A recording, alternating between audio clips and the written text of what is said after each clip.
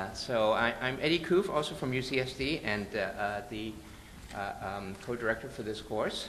And this afternoon, we're going to start with one of our two named talks for this conference. They're named after two pioneers in Alzheimer's disease research, in a sense, giants in the field.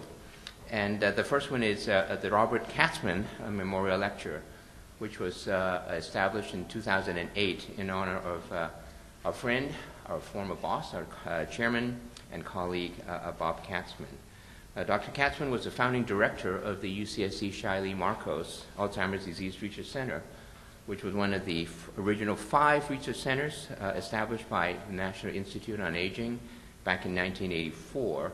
So now we're in the 31st year of researching on Alzheimer's disease. And he was chair of the UCSD Department of Neurosciences from 1984 to 1994. For those, I didn't actually was aware of this until I looked up his bio, is that he was actually one of the co-founders for the Alzheimer's Association. And when it was first founded, it was called the Alzheimer's Disease and Research and Related Disorders Association, or the ADRDA, which, as we know now, is really a major source of research funding for Alzheimer's research, plus all the other things that the association does, such as advocating for patients and families facing Alzheimer's disease. Dr. Katzman was a pioneer in AD research, and his early efforts made the world aware that the Alzheimer's disease is the leading cause of dementia in the elderly, and a major public issue, health issue facing the aging population. And in fact, this is an editorial he wrote back in 1976, calling attention to the fact that the Alzheimer's disease is really not a rare disease that was affected only the younger individuals, as Dr. Alzheimer initially led us to believe. Dr. Katzman's research focused primarily on clinical characterization of AD, ways to effectively diagnose the disease early in its course, and identification of factors that might cause or increase the risk of developing the disease. His search for risk factors led him to embrace an epidemiological approach to his research that culminated in collaborations around the world, most notably the first major study of prevalence and incidence of dementia and Alzheimer's disease in Shanghai, China. This global epidemiological approach to the study of AD is the focus of the memorial lecture. And so today we're going to have Ken Langa from University of Michigan deliver this talk. Ken is a friend and colleague and currently professor of medicine at University of Michigan. He's also associate director of the Institute of Gerontology and also associate director for the Health and Retirement Study, HRS, an ongoing NIH-funded longitudinal study cohort study in the U.S. of adults 50 and older. And we heard earlier this morning from Christine Yaffe about the study HEARD et al., which is a study that's also led by Ken Langa, this study on the Alzheimer's disease prevalence. So his talk is going to be on the changing risk of dementia in the population. Are we already preventing it? Thanks, Ken.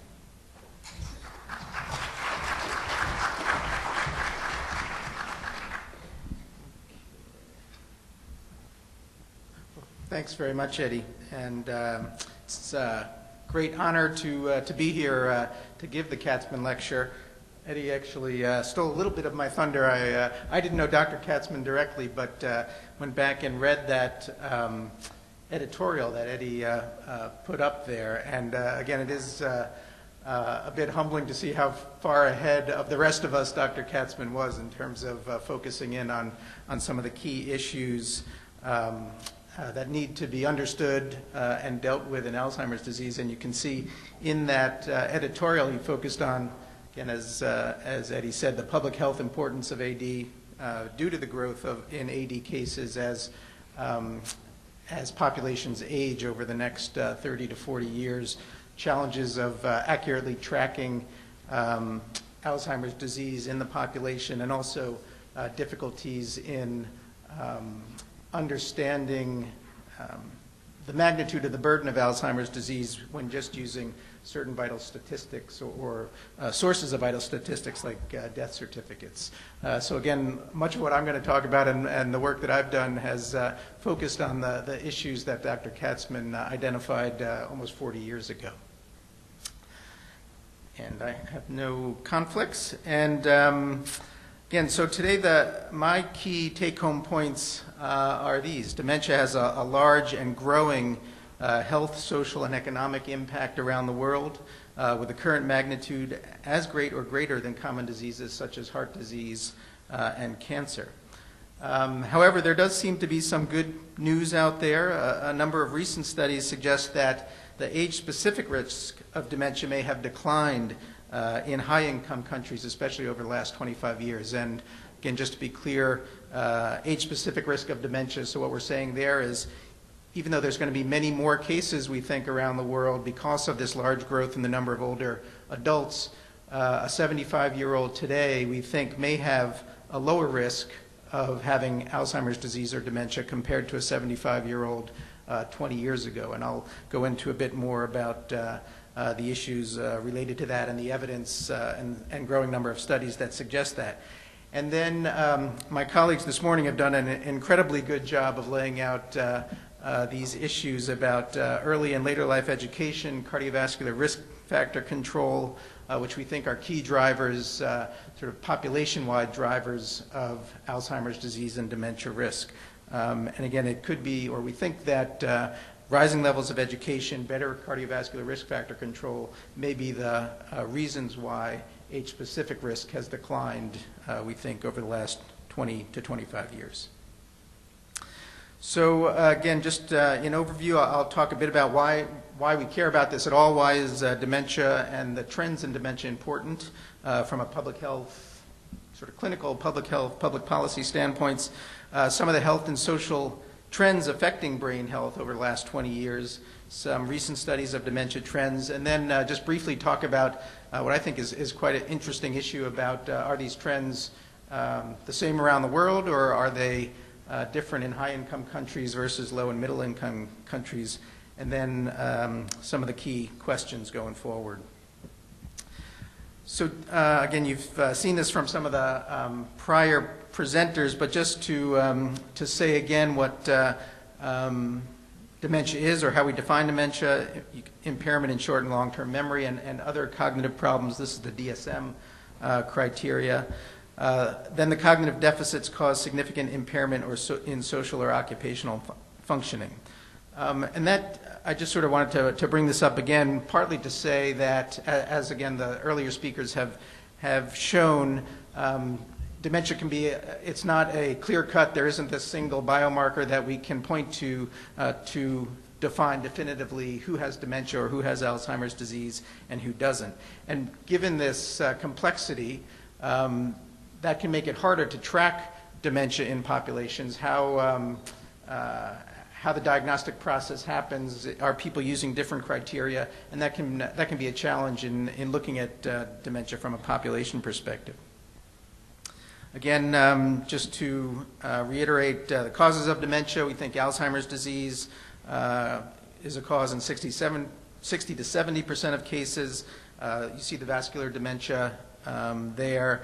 But then again, as folks have talked about, and I'll talk some more, it actually seems to be more complicated than that, in truth, probably, especially in the older folks who are 80 and older, there's multiple pathological processes going on at the same time, or mixed dementia. So a interaction between the Alzheimer's pathology and vascular pathology. And again, my prior colleagues have talked about this, but worth just mentioning again, this growing realization that there is this very close link and interaction between Alzheimer's disease and cardiovascular disease. So the risk factors, again, hypertension, high cholesterol, obesity, diabetes, as Dr. Yaffe talked about, physical inactivity, the genetics of ApoE, E4, and then inflammation. So all of these sort of having risk factors for both the Alzheimer's disease as well as cardiovascular disease. And then again, on a clinical level, this interaction that's become clearer that for a given level of Alzheimer's pathology in the brain, the more vascular problems, again, those white matter lesions or small, even silent strokes, the more vascular pathology in the brain, the more likely that someone is going to have clinical dementia, so their cognitive impairment will be great enough to cause difficulties in daily life. So again, just to set the stage, why do we care about this at all? And again, prior speakers have talked to this, but first, just the fact that Alzheimer's disease and cognitive decline are scary to people. And again, this isn't a surprise to anyone in this office, but there seems to be a special concern, special scariness about Alzheimer's disease, the idea of losing your ability to recognize family, to care about the things that you cared about through your entire life, to remember the history that you've had with your spouse. It's an especially frightening aspect, and I think again, good to just remind ourselves at how important this problem is to people and how much it is on people's mind as they age. And it's a common disease, again, as Dr. Katzman said 40 years ago, and this is from a study that I've been involved in called the ADAMS, or Aging Demographics and Memory Study, which is a national epidemiologic study of Alzheimer's disease and dementia. And again, we found in our study about 15% of people, these are the 71 plus population, had dementia, about 22% with cognitive impairment, not dementia, or sort of the MCI, or mild cognitive impairment. So more than a third of the older population with some cognitive impairment. And you can see the numbers here. We think about 4 million people in the United States with dementia, almost 6 million with CIND in 2010. And again, I'm sure you've all seen some form of this kind of graph in the past, but this is why we care about these trends and issues going forward, this huge growth in the older population. This is in the United States, so the age 65 plus population, about 40 million people in 2010, up to 70 million or so in 2030, and then up to 90 million in 2050. So just the bulge of baby boomers, as well as increasing life expectancy, is going to more than double, almost triple the number of older adults in the United States. And again, the close tie, obviously, between dementia and age, this ensures that there'll be a growing number of cases going forward. And then again, in terms of impact on families, not likely, again, surprising to folks in this room. This is from, again, some studies that we've done with the health and retirement study, the cohort study that Eddie mentioned before, looking at how much time families spend providing care to people with dementia and other chronic diseases. You can see that the largest piece of the pie here, about 30% of informal caregiving time for all chronic diseases for older adults with disabilities is for dementia. So the brain issues, the brain is important in terms of family caregiving. You can see here dementia, depression, stroke, really the main drivers of caregiving time for older adults. And then again, in the study that we did with the health and retirement study, found that caregiving is obviously for severe dementia is literally a full-time job, about 46 hours per week for folks with severe dementia, compared to just 5 hours for people with normal cognitive function. And so not only will there be this large growth in the number of older people, but the number of younger people to support and take care of these folks won't increase by the same magnitude. So there's this is one way to look at this called the old age dependency ratio, and that's just a way to say the number of older adults, so 65 plus age range, compared to the typical working age, or 20 to 64-year-olds. So in 2010, there are about 22 elderly people for every 100 working age people, 20 to 64, and that's going to increase to 37. So almost a 50%, or more than a 50% relative increase by 2050. This is just the sort of caregiving equivalent to the Social Security problem, the fact that there'll be larger numbers of retirees going forward fewer number of workers to pay into the Social Security system just because of the demographics in the United States, and this is actually similar in many other countries around the world.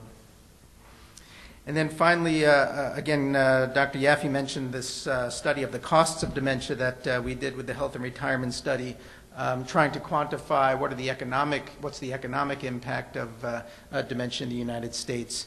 And we found that, again, per person, about $56,000 on average for someone with dementia. In terms of the total economic impact, you can see the distribution here. Again, informal caregiving, the economic value of the time that families provide care, accounting for actually almost 50% of that. Long-term care in nursing homes, another quarter, and then the rest of the costs here. Sort of Medicare actually proportionally not a huge piece of the pie in terms of taking care of people with dementia, home care, out-of-pocket costs here.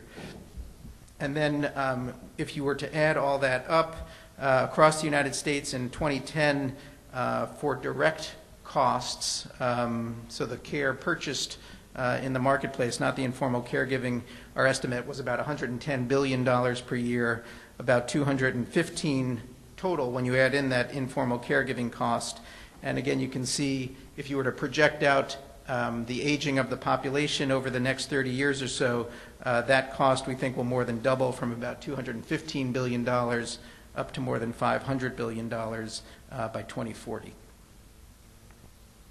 So overall, so to put that all together, the overall social and economic impact, again, in terms of direct medical costs, comparing dementia to other important chronic diseases of aging, we think about $110 billion or so in direct costs related to dementia, which again is as much or more than cancer and heart disease. And again, we think the informal caregiving costs actually probably swamp the informal caregiving costs for these other things. So both now and into the future, we think that dementia has a huge economic impact on the United States and other countries. And then again, to lay out these trends just a little bit more, with the growth of the elderly population, we expect the number of cases of dementia to really explode in the next 40 years, from again about $4 to $5 million in the United States up to 10 to 16 million in 2050. And then the worldwide estimates, again, that Dr. Yaffe mentioned this morning, I think about 36 million people worldwide now, more than 100 million in 2050. So without effective interventions to prevent or delay dementia onset, obviously we hope that we'll have more and more of those in the next 10 years to 20 years or so. But if we don't have many interventions to address the dementia and Alzheimer's disease, we expect this large impact now to grow 3 to 4-fold because of this large increase in cases. All right, so that's again the sort of background as to why I think it's important to understand these trends in dementia, understand the impact, societal impact now and into the future. I wanted to turn now to some of the recent trends we think might be having an impact on dementia risk. So, and again, this will sound familiar, but this issue of the cardiovascular risk factors and treatment, which I think, again, are central. So as Dr. Yaffe mentioned this morning, the increasing prevalence of obesity, diabetes, and hypertension that's gone on, again, in the United States and other countries around the world. But interestingly, at the same time, much more widespread and intensive treatment of these cardiovascular risk, diabetes, hypertension, and high cholesterol. So to show you some of the sort of population estimates here, these are mainly data from the CDC, the National Health and Nutrition Survey, or NHANES. So these are sort of ongoing surveillance, large-scale surveillance surveys and studies in the United States that we get some of these data from. So again, not surprisingly, you all know large growth in obesity in the United States. These from about 23% of adults, 20-plus adults, to 35% in 2012. Huge growth in diabetes, again, not surprising to any of you, to about 9% of the older population in 1990 more than doubled, 21% in 2011, and then a more modest increase, but still some increase in hypertension prevalence in the United States. So from a risk factors perspective, again, our population in the U.S., we seem to be going in the wrong direction. But at the same time, again, there's this interesting treatment effect. So these are now treatment of people with this condition. So for instance, hypertension, again, high cholesterol, diabetes. The number of people treated with medications in the United States increased significantly. So we've been focusing on hypertension more in the last 20 to 25 years or so. So 60% or so of people were treated in 90 up to 75%. And then in terms of successfully controlling to the levels that are recommended at the period, only about 27% in 90, up to 50% in 2008. So we're still not doing a great job, but a lot better than we were in 1990. And then again, similar trends for these other key cardiovascular risk factors, much more intensive treatment of cholesterol, 20%. This is only over a sort of 10-year, 11-year period, from about 20% of people with high cholesterol up to 43% treated. And then again, diabetes, increase in treatment, some increase in the control of glycemia through medications. So increasing prevalence of risk factors, but we seem to have, at least over the last 20 years, we seem to be doing a better job of trying to control these risk factors. And this was a recent study just published this year in the New England Journal of Medicine. This graph actually has caught my eye. I just think it's one of the most incredible graphs I've seen in a paper in a long time. So what this is here is the events per 1,000 adult population of diabetic complications, 1990 starting here, 1995, and then up to 2010. And these are, again, the key we'd call macrovascular complications of diabetes, the things related to large blood vessels, so heart attack, stroke, lower extremity amputations, and you can just see this incredible decline over the last 25 years. So from almost 150 events, heart attacks in 1995, down to almost 50. So relative decreases in these key vascular-related complications of diabetes have just fallen incredibly, from 50 to 75% declines over the last 25 years. So again, thinking from the brain health perspective, what this seems to be saying, and again, this isn't just related to medications. There's also obviously smoking declines and other kinds of changes in technology and medical technology. But in general, I think one implication of this is that the vascular environment, so to speak, that's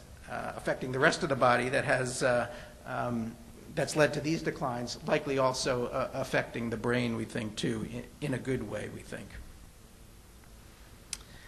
And turn to one other issue. Again, Dr. Yaffe mentioned this important link, we think, between depression and dementia. We've done one study with this health and retirement study that suggests that there's actually been a decrease in the prevalence of depressive symptoms among older adults in the U.S. We looked at between 1998 and 2008 and used a common depressive symptom scale, the CESD, and found a decline in what's thought to be significant levels, or 4+ CESD symptoms in adults, from about 15% or 15.5% down to 14.2% during this time period. And interestingly, that decline in prevalence was greatest for the oldest old, so 80+ population. There was the greatest magnitude of this decrease.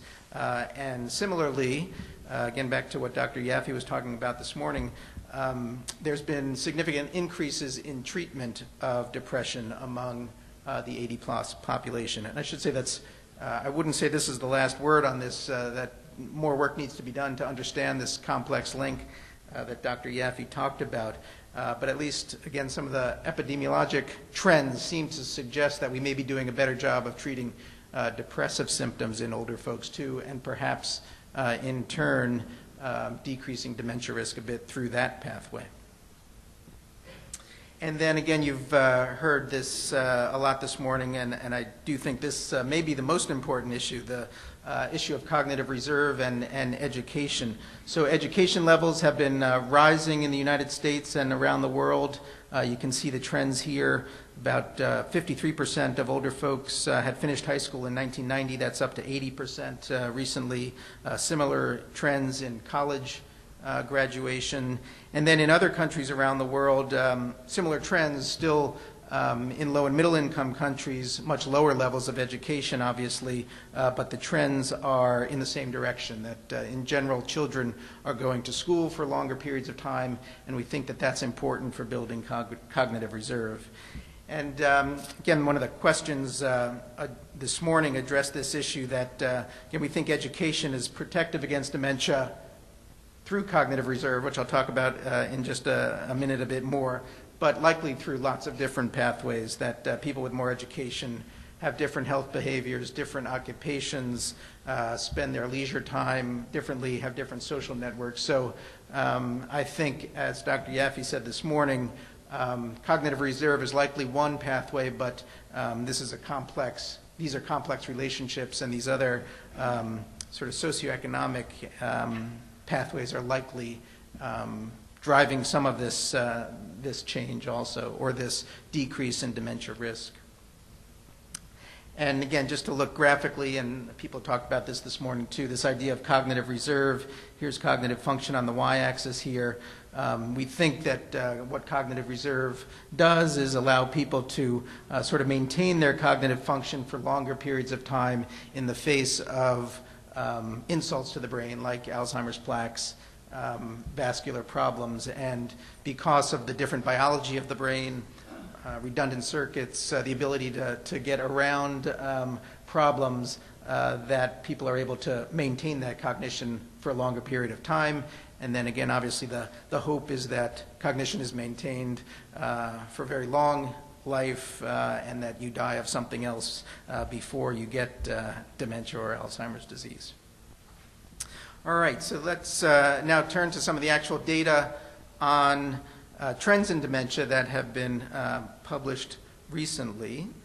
And again, this is what we think is some good news. So a few different cohort studies have found evidence for decline in age-specific risk over the last 25 years. And Dr. Yaffe talked about their study, which I think was actually important for sort of waking up the research world to the potential magnitude of these public health interventions, that we think that up to 50%, according to the calculations that Dr. Yaffe and Deb Barnes did a few years ago, that we can have we think, important impact on dementia risk and dementia prevalence through addressing cardiovascular risk factors, low education, and depression. And here's a partial list of some of the studies over the last few years that have addressed or tried to look at these trends in dementia prevalence. Ken Manton and the National Long-Term Care Survey in 2005. All these studies here have found evidence for a significant decline in prevalence. Some colleagues and I did studies again with the Health and Retirement Study a few years ago.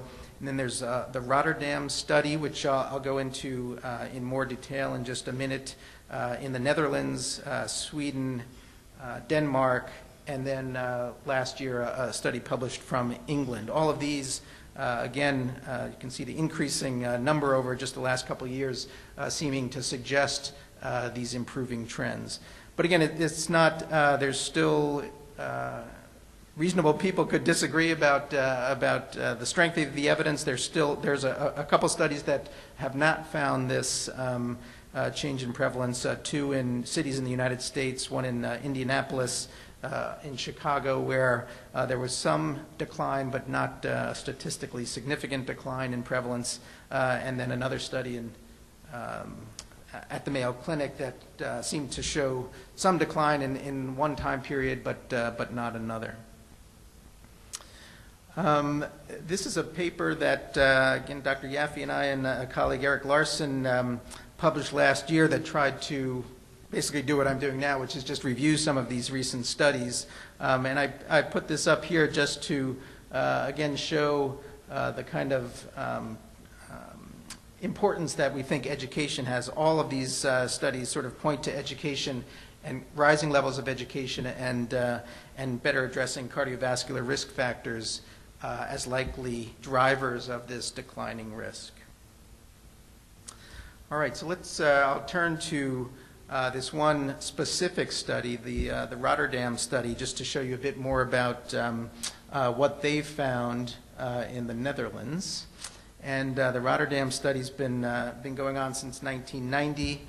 They've been looking at risk factors for a wide range of diseases of aging, not just dementia and Alzheimer's disease.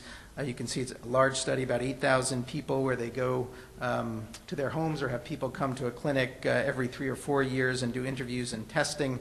They've enrolled additional cohorts over the last 15 years or so, so following about 15,000 people. And the one reason I wanted to focus in a bit on the Rotterdam study is it's one of the few studies that have done repeated brain MRIs in these large population cohorts. So to actually see and address some of these issues about the cardiovascular risks on the brain, the Rotterdam study has been a bit of a pioneer in that respect.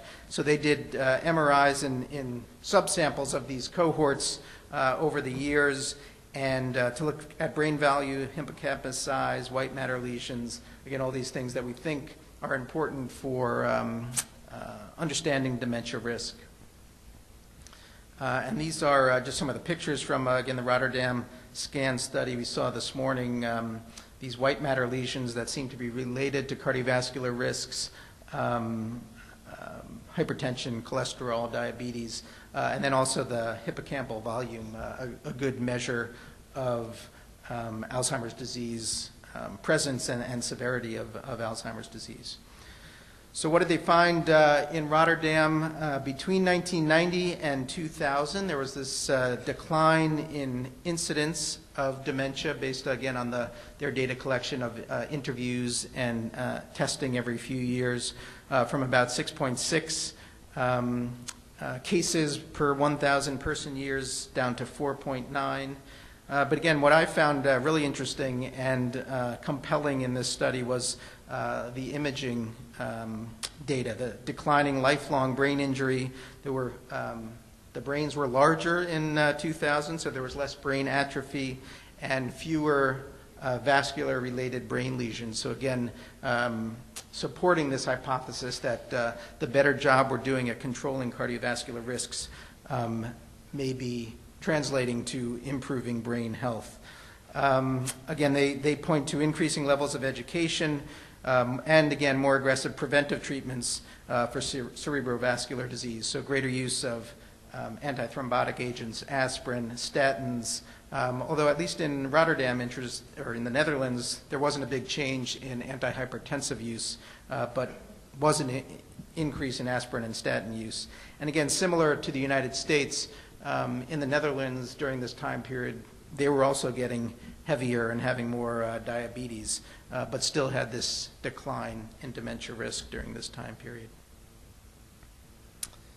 Okay, then to turn to the study that I mentioned that was published last year in the Lancet, looking at epidemiologic study called the Cognitive Function and Aging Study, or CFAS, in the United Kingdom. And so again, there's been two cohorts, or two cross-sectional studies, I should say, in England, and these were in samples, older adults in 3 different communities in England: Cambridgeshire, Newcastle, and Nottingham. And they, again, chose large samples, 1990, about 7,600 people, about 7,800 people in the more recent cohort around 2010. And as in the Rotterdam study, these CFAS, they do face-to-face interviews, do a significant amount of neuropsychological testing, gather information on other medical conditions and symptoms, Importantly, the nursing home population is included. That's one key issue in, again, keeping track of and understanding trends in the population, since obviously dementia leads to a significant risk of moving into a nursing home. There's many studies that don't collect data from people in nursing homes, and it makes it hard, obviously, to understand dementia risks. But the nursing home population was included here in the CFAS study. And then getting to this issue I mentioned earlier on of the complexities of making consistent diagnoses of dementia, both in the clinic and in epidemiologic studies, CFAS uses a sort of computerized algorithm. They bring in all the data, the neuropsych data, and then sort of have an algorithm that calculates whether or not someone has dementia, and they do this in order to, again, to try to fight against the potential changing diagnostic criteria or diagnostic drift between these time periods. And here's the basically the punchline from the CFAS study. The sort of bluish bars here are the earlier cohort, the 1990 cohort, and the reddish bars are the 2010 cohort. And this is the prevalence of in the population diagnosed with with dementia. So you can obviously see age gradient increasing risk over time, but these large differences in dementia prevalence between the two time periods. So a decline in dementia risk, especially in the oldest old, the 80 and above. An 80 or above year-old person in 2010 had a significantly lower risk of Alzheimer's disease and dementia than in 1990. And just to give you the actual numbers, the prevalence went from about 8.3% to 6.5% between 1991 and 2011. So this translates to a 24% decrease in dementia prevalence or number of cases. So if the risk of dementia had remained at the same levels that it was in 1990, they would have expected about 880,000 cases in England, but instead 670,000 cases is what their estimate was. So again, this significant decrease in dementia risk between those two periods. And again, increasing education levels and cardiovascular risk factors were the focus, or what the authors thought was most likely driving this declining risk. All right, so to finish up here in the next 5 or 10 minutes, just to see or think about, are these trends similar in low and middle income countries around the world? And there was a study published again in the Lancet just this last year that sort of gathered together a whole bunch, I think about 60 different, 66 studies, Chinese language studies on Alzheimer's disease and dementia that have been published over the last 25 years or so, and had actually not been included in prior reviews in English language journals. So sort of a large trove of previously untapped data. And what those data showed was that the number of dementia cases in China, based on the estimates from this meta-analysis, was more than 9 million, which is actually significantly higher than the prior estimates that had not included these Chinese language studies. But interestingly, this meta-analysis suggested that the trends, the dementia risk trends in China are going, or have been going, in the other direction, the increasing risk since 1990. So you can see, for instance, from about 6 to 8% for a 77-year-old, 10 to 15% for an 82-year-old, and then increasing risk for an 87-year-old. So again, a very different story in China, at least from this large meta-analysis, compared to what I've been showing you data from the other high-income countries. So what might be accounting for this difference? And here's one possibility. This is a bit of a busy slide, but just to try to walk you through it. This is just self-reported level of education, so the number of years that someone told us that they went to school in a study in the United States. This, again, is the Health and Retirement Study, the study that I work on. These are women and men. So again, during this time period, and I'm sorry, these are your year of birth. So this is from 1920 up through 1964. And you can see, again, sort of a increasing trend in education, as we were talking about in these cohorts. And then these are actually two different studies in China that have been collecting similar information. So again, obviously you can see the first thing you notice is the very different levels of education between the United States and people in China. And then you can also see that during the time period that would be sort of covered by people who are elderly now in these studies that I just mentioned, sort of people who are 70s to 90s, you can see that the level of education was still, again, for women, 2 years. And again, even though the data are a bit noisy here, probably not significant increase in likelihood or number of years of education during this time period in this cohort.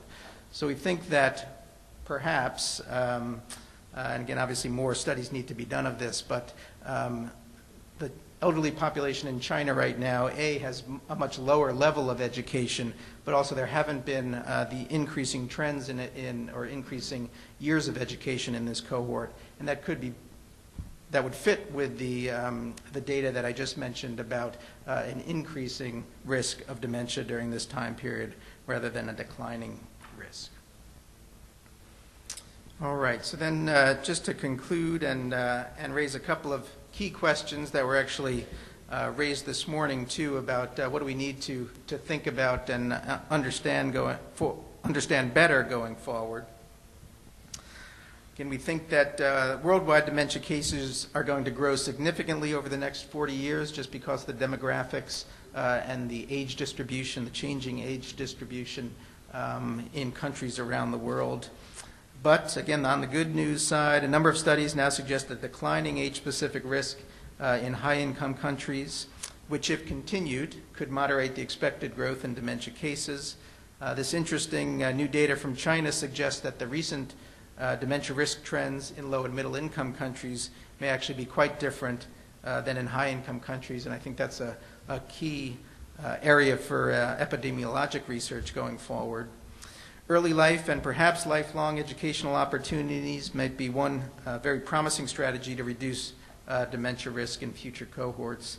And then recent medical and public health interventions to lower cardiovascular risks appear to have had important spillover benefits for brain health. And again, some of the key questions going forward. I've sort of waved my hands a bit about education and the magical things that education can do for the brain. To be honest, and again, as Dr. Yaffe mentioned this morning, we still don't have a great idea of, what are the active ingredients of education. What are the key things, the key types of cognitive stimulation, again, both from the time of birth through your 80s. What is it that keeps the brain healthy or builds cognitive reserve? We're still not exactly sure, and I think that's a real important area for future research. How will population levels of cardiovascular risk change in the coming decades? What's going to happen with obesity trends over the next generations? You've probably heard there's been some controversy about recent studies in saying which way things are going with younger folks and obesity. So I think obviously that's going to be those will be key trends to be looking at. Again, Dr. Yaffe mentioned this morning this interesting question about does the healthiest blood pressure change over your life course? Is it important to have sort of tight control in middle age, but then a little less tight going forward? You may have seen recent studies. The Accord Mind study was a large study of diabetes and its complications, and unfortunately, actually, the interventions for blood pressure, lipid control, and diabetes control, while again on these observational studies, the relationship seems clear, it's still not clear what the right levels of blood pressure are to treat to. The issue of over or too tight control of diabetes, as Dr. Yaffe mentioned this morning, is another key one to be cognizant of. That hypoglycemic episodes seem to also increase dementia risk. And then finally, from a public health, public policy, and just family standpoint, who will care for these growing number of older adults with dementia, given these demographic trends, the declining number of children that will be available? Who's going to be taking care of these folks? Will there be a large shift to institutional care, and how are we as a society going to be dealing with the large economic impact of the growing number of older adults?